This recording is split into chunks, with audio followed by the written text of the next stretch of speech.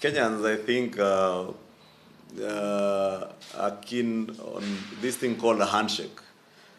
And if you listened again to the president yesterday, he was quite emphatic that he has no intention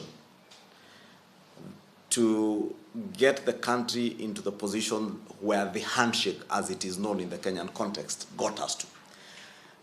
And the context he meant is the situation where we saw in 2018 on the footsteps of the office of the president, following a meeting between the president and the then leader of the opposition and the then president.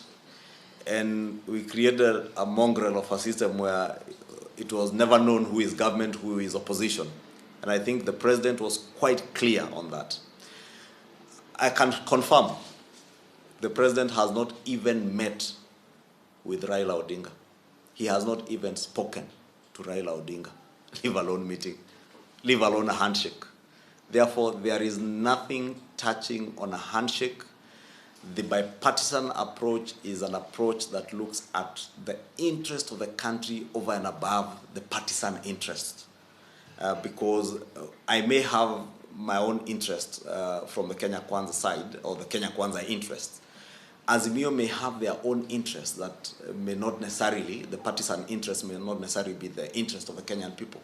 And therefore, we are looking at a bipartisan approach that will carry the interest of the nation above partisan interests. And that's basically the definition of the bipartisan approach, other than the partisan approach that could be leaning towards one side or the other side. And it has absolutely nothing to do with a handshake. I see there are some quarters who are very excited that there is a handshake. I can confirm to you there is no handshake.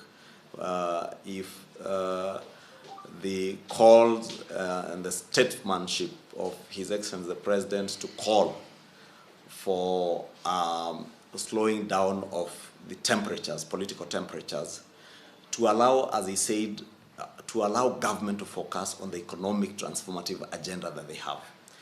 Whereas the Constitution also affords Parliament, under Articles 94 to 96, the mandate to deal with all issues that are of concern to the Kenyan people.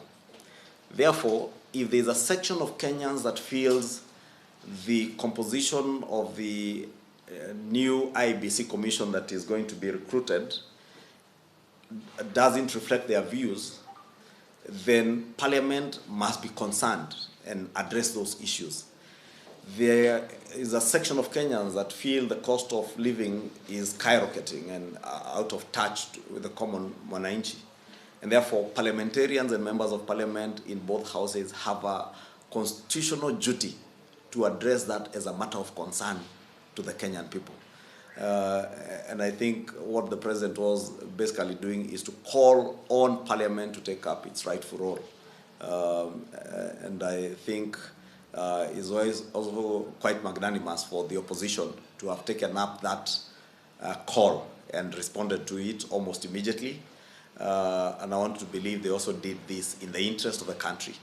I am sure they have also seen where these demonstrations were going was not in the interest of the greater good of the country. When property is destroyed, lives are lost, I don't think any leader in this country would want to see our country slide into that kind of anarchy.